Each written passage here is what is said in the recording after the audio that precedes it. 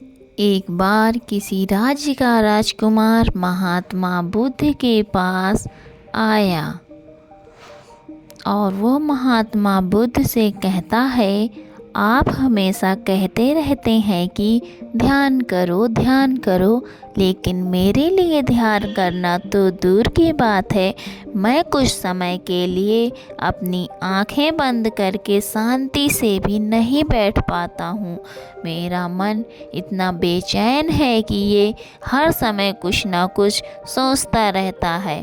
मैं जब भी ध्यान करने बैठता हूँ तो मेरे अंदर विचारों का तूफान आने लगता है। लोगों के बारे में सोचकर, अपने जीवन की बीती घटनाओं के बारे में और अपने भविष्य के बारे में, और ऐसे ही ना जाने कितने सारे अजीबोगरीब विचार लगातार मेरे मन में आते रहते हैं।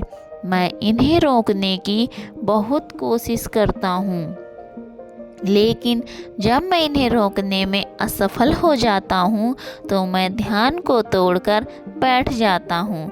इतनी बातें कहने के बाद वो महात्मा बुद्ध की ओर देखता है और कहता है, बुद्ध, आप मेरी इस समस्या का कोई समाधान बताएं। बुद्ध ने कहा, मैं क्या समाधान बता सकता हूँ? सोचो, तुम्हारा ही मन है, लेकिन यह तुम्हें कुछ देर तक आंख बंद करके बैठने भी नहीं देता है। कितना आज़ाद कर रखा है तुमने इसे। राजकुमार ने कहा, बुद्ध, मैंने बहुत सोचा, लेकिन मुझे अपनी इस समस्या का कोई समाधान समझ नहीं मिला, इसलिए मैं आपकी शरण में आया हूँ। अब आप ही कोई रास्ता दिखाएं। बुद्ध ने कुछ देर तक राजकुमार के चेहरे की तरफ बड़े ध्यान से देखा और फिर कहा, ठीक है, तुम ये 4 आदतें छोड़ दो और फिर तुम्हारा मन लगने लगेगा। राजकुमार पूरा ध्यान लगाकर बुद्ध की बातें सुनने लगा। बुद्ध ने कहा, पहली आदत, दूसरे के मन को पढ़ना छोड़ दो।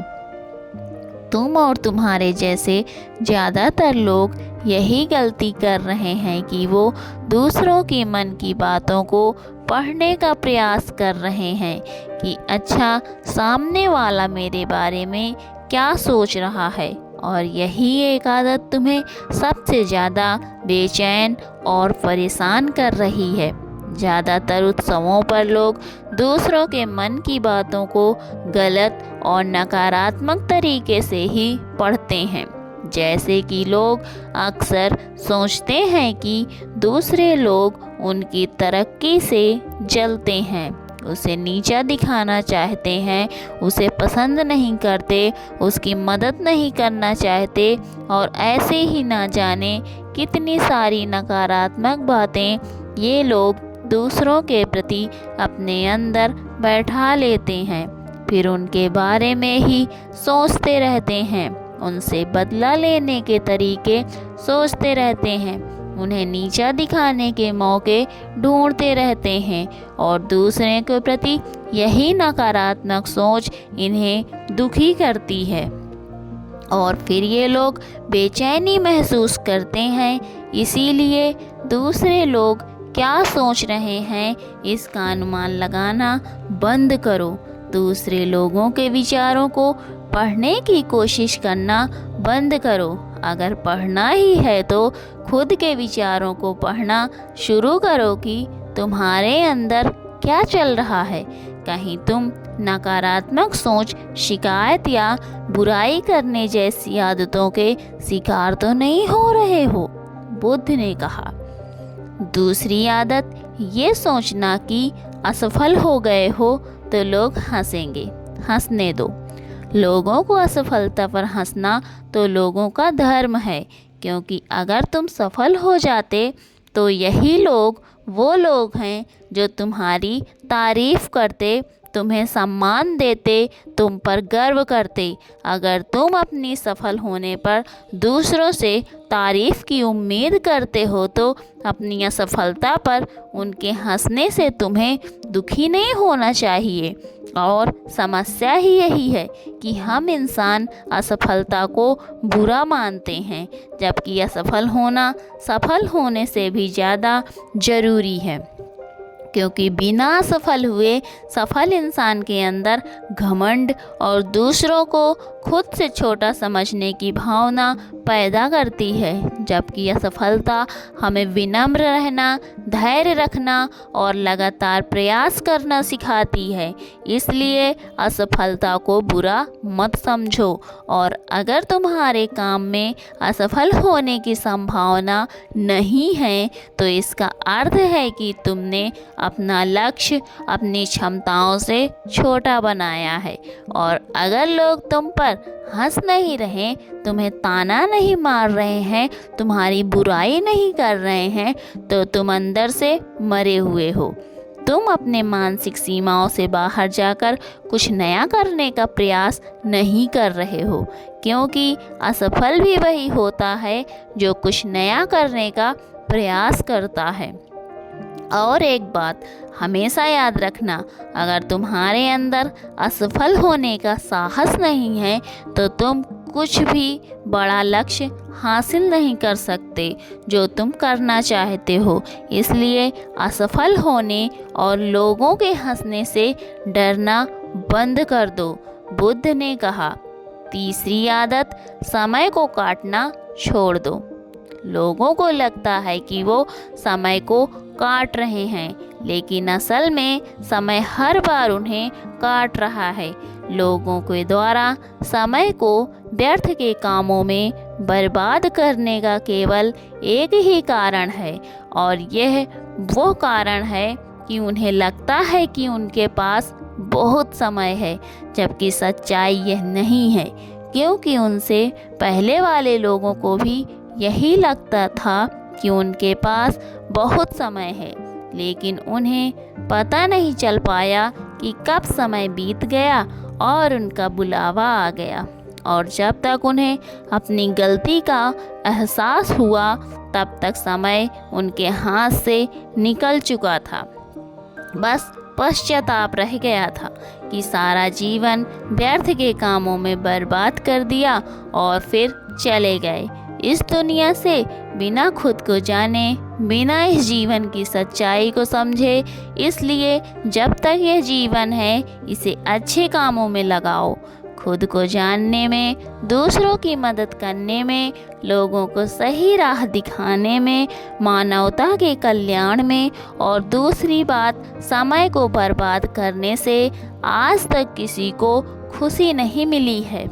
हालांकि समय काटने से तुम्हें क्षणिक खुशी तो महसूस हो सकती है, लेकिन जब तुम्हें होश आता है और तुम देखते हो कि कितना सारा समय बर्बाद किया जा चुका है, तब तुम्हें खुद पर क्रोध आता है और तुम पश्चाताप का भाव तुम्हारे अंदर तनाव पैदा करता है और तुम बेचैन हो जाते हो और लगातार अपनी उस गलती के बारे में सोचते रहते हो। फिर तुम्हारा किसी भी काम में मन नहीं लगता और तुम उदास रहने लगते हो, और यह चक्र लगातार चलता रहता है जिसकी शुरुआत हुई थी समय को काटने से। इसीलिए समय को काटना बंद करो और वो करना शुरू करो जो ज़रूरी है।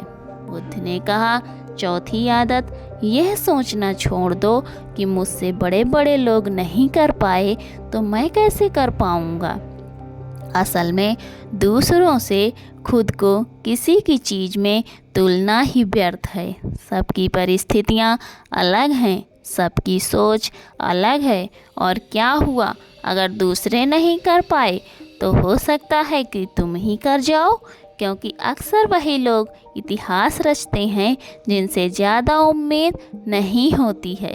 फिर हो सकता है कि जिसे तुम बड़ा समझ रहे थे, जिसके लिए तुम सोच रहे थे कि उसने बहुत मेहनत की है, बहुत प्रयास किया है, उसने कभी उतना प्रयास किया ही ना हो, केवल मेहनत करने का दिखावा किया हो। क्योंकि ज़्यादातर लोग कभी उतनी मेहनत करते ही नहीं हैं जितनी उन्हें अपने लक्ष्य प्राप्ति के लिए करनी चाहिए, और दूसरों लोगों के सामने यह दिखाने का प्रयास करते रहते हैं कि मैंने तो बहुत मेहनत की थी लेकिन मेरी किस्मत ही ख़राब थी। और यही वो लोग हैं जो दूसरों को बातों ही बातों में कहते रहते हैं कि जब इतनी मेहनत करने के बाद मैं सफल नहीं हो पाया तो तुम कैसे हो पाओगे, लेकिन अंदर ही अंदर यह इस बात को जानते हैं कि उन्होंने कभी उतनी कोशिश की ही नहीं थी जितनी उन्हें करनी चाहिए थी।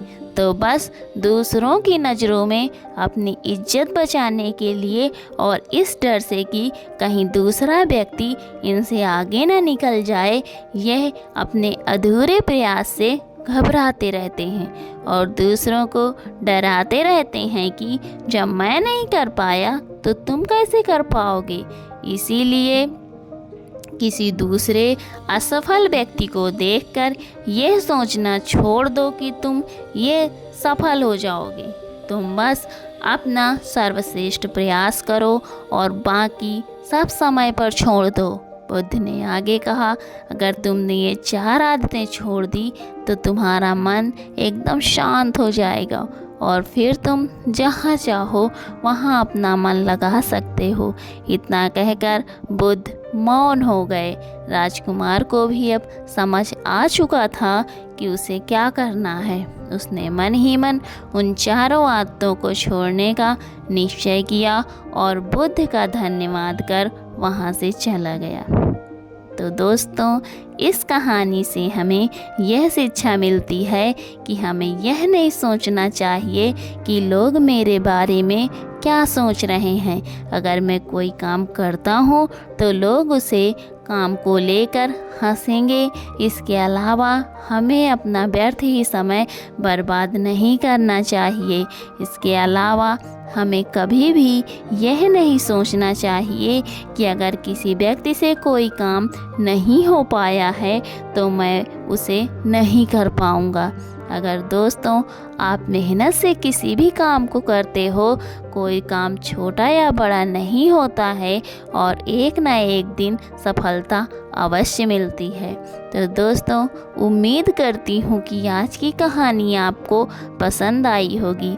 अगर कहानी पसंद आई है तो मेरे वीडियो को लाइक करिए, मेरे चैनल को सब्सक्राइब करिए। Thanks for watching. Keep loving and keep supporting.